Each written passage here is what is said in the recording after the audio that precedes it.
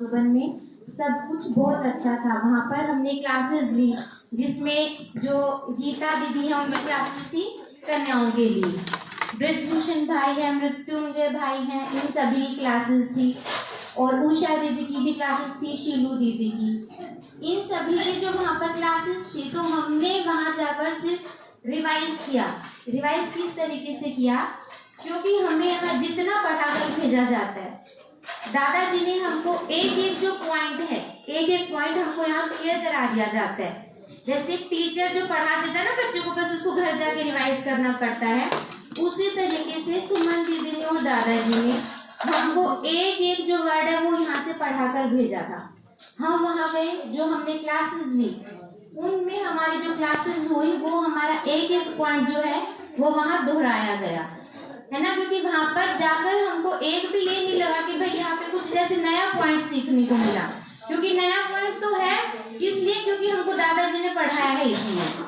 लेकिन वहाँ जाकर हमने क्या किया, उस पॉइंट को रिवाइज किया है, दोहराया है।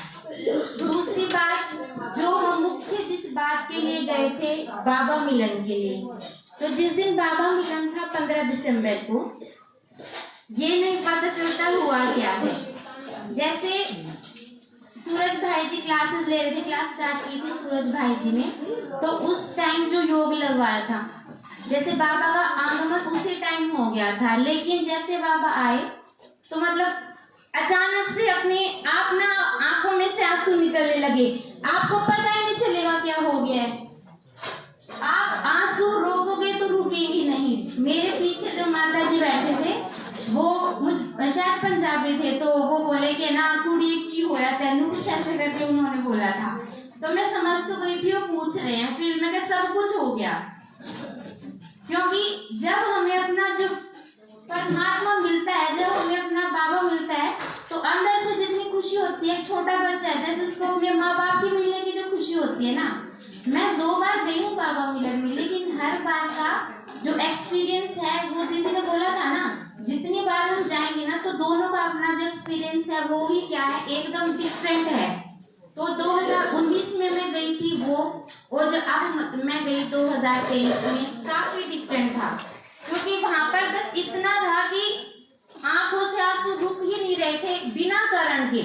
ये था हमें बाबा मिल गया, जैसे जाने का हो रहा था ना कि भाई अब बाबा कब हो गया, जैसे हम बाबा को विदाई दे रहे थे उस टाइम भी अंदर से ये हो रहा था कि पता नहीं कुछ जैसे जा रहा है हमारा, आंसू रुक ही नहीं रहे, जैसे रोंगटे खड़े होने वाली बात है, सर्दी से लग जाते एकदम, ये नहीं पता क्या, क्योंकि हमने क्या किया है, महसूस किया है।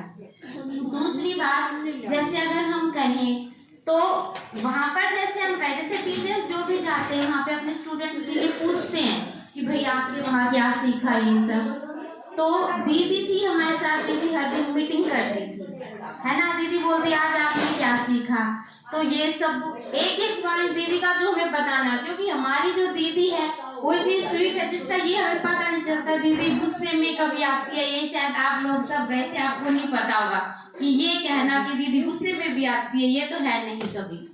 लेकिन अब वहाँ पर देखा, जैसे राजकुमार सर है, तो मैं बोलती हूँ सर को, जैसे यहाँ पर मैंने बोला ना कि हर एक जो अपना पूरा परिवार है, एक भी क्वेश्चन अगर हमारे माइंड में है तो डायरेक्टली फोन करके पूछ लेते हैं, हमें उसका जवाब मिल जाता है।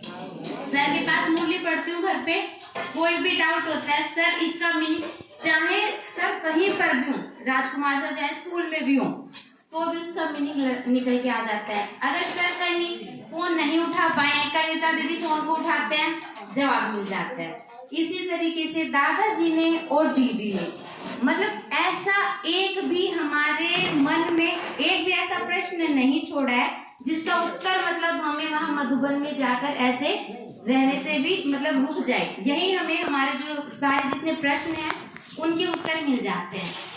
संजय भाई जी का मैं इसलिए बहुत बहुत शुक्रिया अदा करना चाहती हूँ, क्योंकि आज अगर मैं यहाँ बैठी हूँ मेन तो उन्हीं की वजह से बैठी हूँ। किस लिए, क्योंकि संजय सर ने ही स्टार्टिंग की थी हमारे ज्ञान में प्रवेश होने की।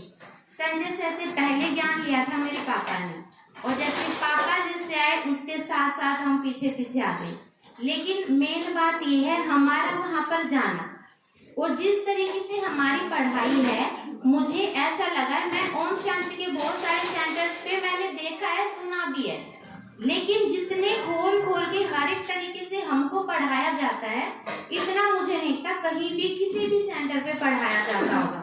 क्योंकि हमें जो भी ज्ञान मिलता है, जो परमात्मा ने ज्ञान दिया, दादाजी ने, सुमन दीदी ने, पूरे परिवार ने हमको ये ज्ञान दिया है, लेकिन हमें अपनी भाषा में ये ज्ञान मिला है। आप माताओं को, भाइयों को कभी भी ऐसा नहीं लगा होगा कि हम जो हमारे यहाँ पर प्रश्न है उनसे हमें संतुष्टि नहीं मिली है, क्योंकि जितने भी हमारे मन में प्रश्न है हमें एक तरीके से समझ में नहीं आता, तो और सुमन दीदी और दादाजी पांच और तरीके हमें निकाल कर समझाते हैं। वहाँ की जो शांति है, मधुबन की जो शांति है, वो एग्जैक्ट जो शांति है वो अपना क्या है, जो सेंटर है भिवानी का सेंटर और जो अपना बेलम्बे का जो सेंटर है, एग्जैक्ट मधुबन का एक बस छोटा सा रूप है इतना।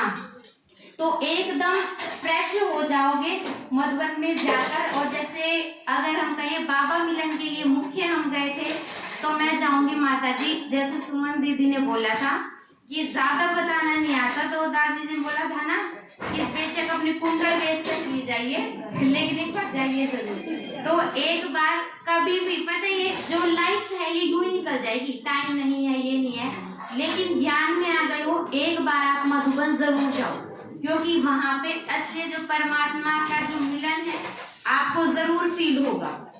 वहां पे चमत्कार हो जाएगा, पता नहीं चलेगा आपको। ओम शांति।